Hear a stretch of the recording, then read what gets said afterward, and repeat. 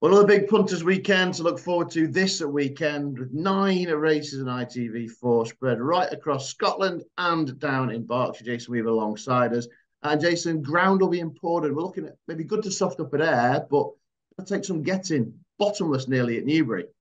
Yeah, that's what they are telling us. And if that is key, I mean, stamina at an absolute premium. We've sort of got the speedier runners because everybody will be focusing in on the two big sprint divisions, the Ayr Gold Cup, the absolute big one that obviously the Northern trainers would love to keep at home. So would the riders as well. And yeah, a real good spread on this fine Saturday. Let's look at the action then. We'll go chronological and switch between Ayr and Newbury. We start at 1:15 up at Ayr. A decent little mile handicap. Couple of last time out winners, Isla Kai and Koi Koi, maybe the couple to focus on. Yeah, I think that Isla Kai has been a little bit unlucky, runs in all of these heritage handicaps and was given half a chance in the early stages. Normally goes out, makes the run and falls in a bit of a hole, but did really, really well to win last time. Koi Koi was a good winner of the Racing League at Wolverhampton. Young Billy Loughnane was on board on that occasion, kicked for home and absolutely stole a march on the riders. Was getting a bit tired late on. Switching back to the turf should be absolutely okay. But I've got my eye on a horse who hasn't produced so far this year, and it's Stormbuster. Now, he's got a wonderful pedigree. He's actually been thrown in the deep end. When he's tried fairly easy conditions underfoot so far, he's been in the likes of the Vertum, as it was known, August Rodin, in that sort of level of race. And he now comes back into a handicap. He's sort of flying under the radar at a big each way price. I think Stormbuster, we haven't seen the best of him, and slight easing grade is going to help. I had an inkling you might go for him with his bit of back class. Interesting, then a big price, hopefully, in the open. Let's switch to Newbury then. Sadly, only 5 for the Group 3 Dubai World Trophy. I say bottomless ground, but good to see. Hopefully, we see sense of duty back. Not been seen since winning last year's Chip Chase, and then a good run of wins. Yeah, absolutely. In flying form, I was listening to Maureen Haggis talk yesterday, and they need to get a run into her if she's going to take up her opportunity in the Champions Sprint at Ascot. That said, that sort of the red flag went off, or was that a bit of a warning as to her being, not fit? No, she's fit enough to run. And in all honesty, if you're going into the British Champions Sprint, you'll need to be winning this on your return, wouldn't you? Because you go through the others and they quite clearly wouldn't be good enough to go and sort of trouble the judge there. Maybe Racel could run a decent sort of race, but I think that she needs to step right back into it. And with a team like this, surely they will have tried her on the watered gallop at home. They must have some sort of inkling that she's going to be fine on the ground.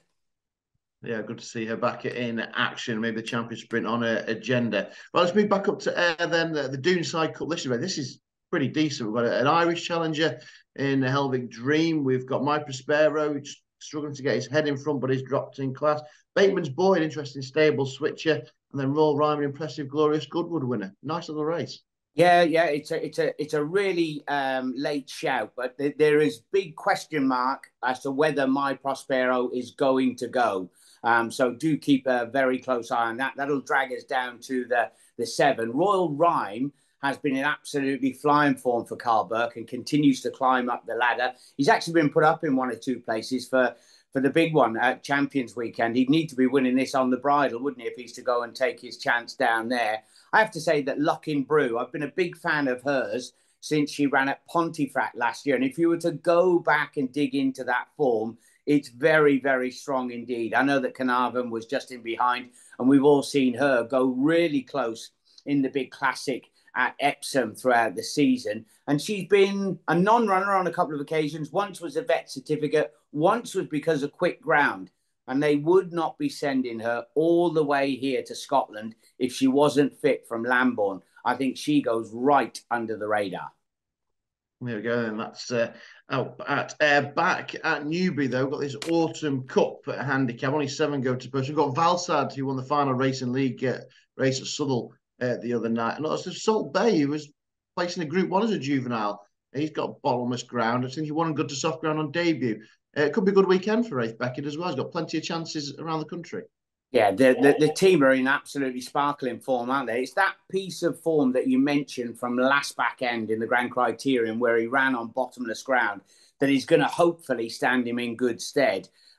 He's been a little underwhelming so far this season, but he's only had the 4 races. He's already got a mark of 105, and he's bound to be pretty popular. Get Shirty has been running in all the big handicaps and actually running really, really well at York and at Haydock.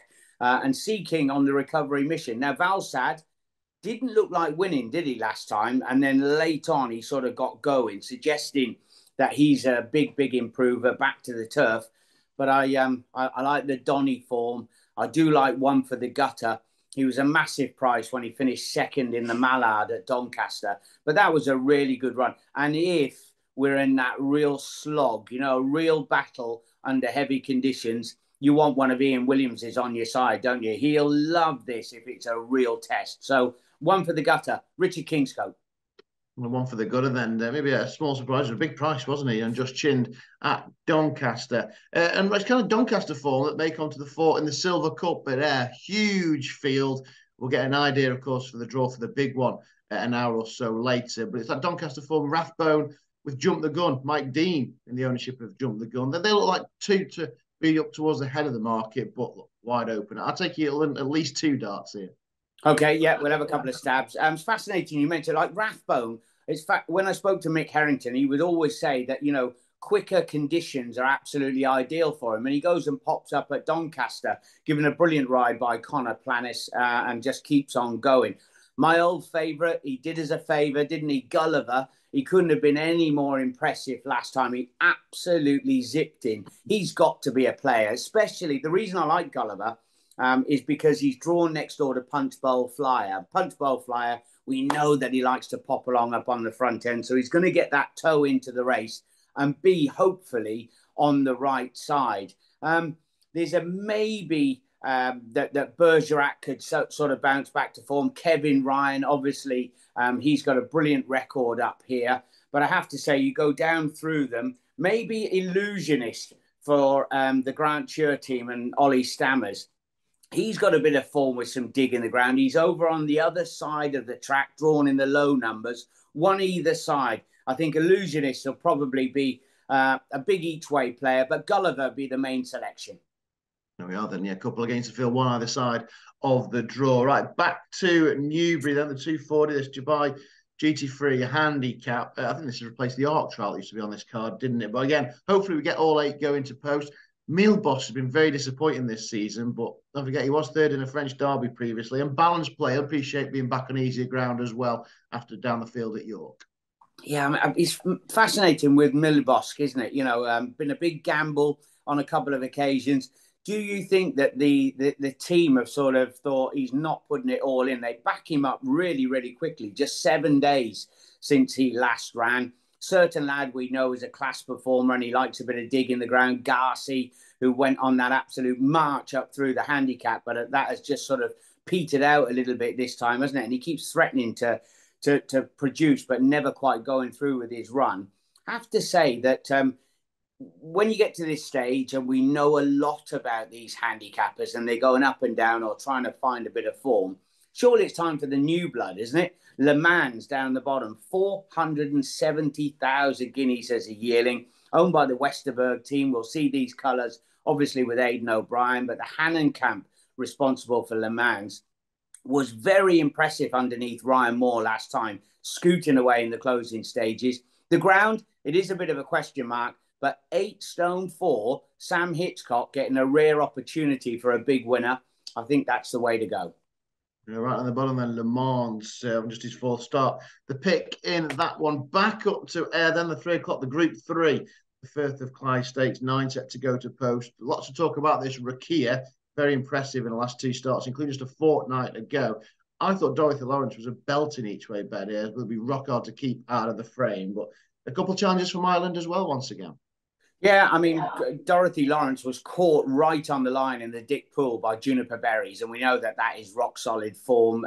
Eve Johnson Horton's juvenile, very, very strong indeed. When you go down through them, Rakea, obviously impressive, good pedigree, right team, Jim Crowley cannot buy a winner at the moment, can he? You know, things are not going really for him. Alasifa, odds on shot for the John Musker the other day, didn't happen, never got on with it. And just one of those, confidence is a crazy thing with riders, and he just hasn't got that at the moment. Hopefully that turns with Hookham just around the corner for the Prix de l'Arc de Triomphe. Quite like the look of Great Generation. Now, Marco Botti, he could do with another return to the top level. And it's nice they've kept the young Stefano on board as well, because this will arguably be his biggest winner ever. Not extended to win at Chester. Admittedly, that is on the turn against some nice unexposed types. Back on a straight track, holds no fears whatsoever, having won at Haydock on racecourse debut. Great Generation is a big improver.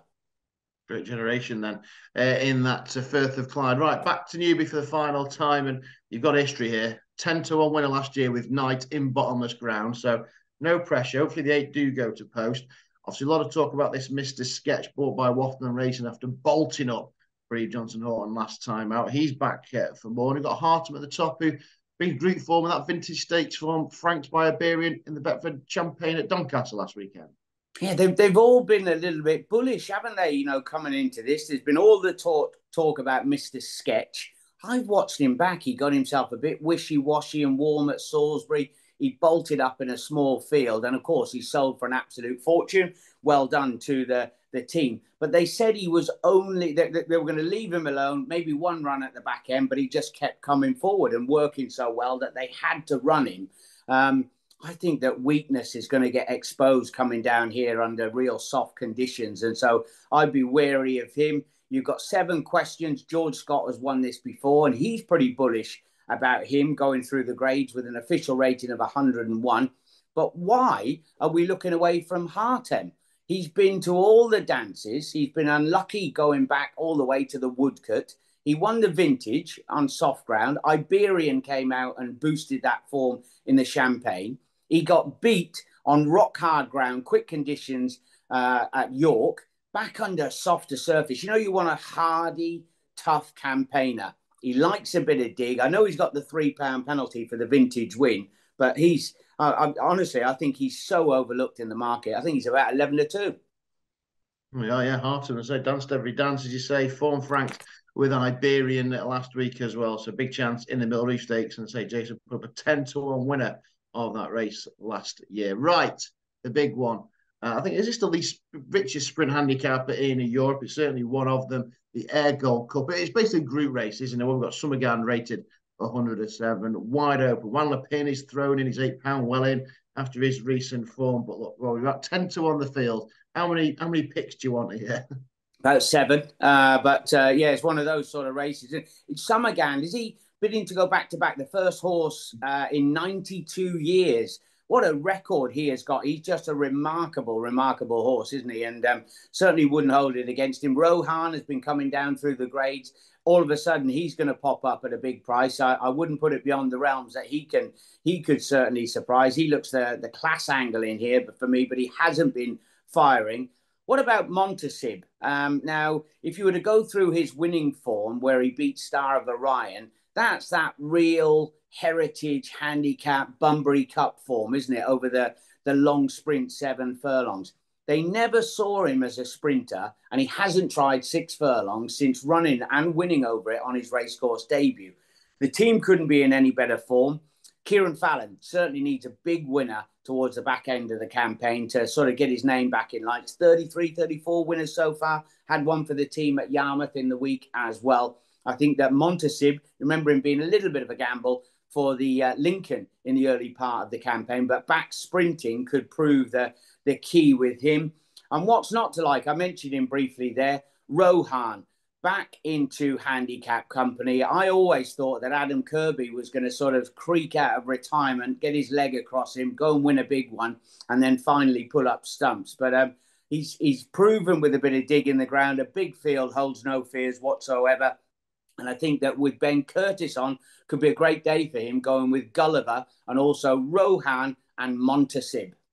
Well, then a couple again, one from each side in the Ayr Gold Cup. Right, 9 races covered. What would be the idea of a strongest bet, best bet on the TV this weekend? I think that I would like to go Sense of Duty, and then I listened yesterday to Maureen Haggis talking about her possibly wanting the outing a little bit. Why won't Gulliver go and win the Silver Cup? He absolutely bolted up. But I think, again, it's a massive price to field, isn't it? I think it's 8, 9, 10 to 1, something like that, the field.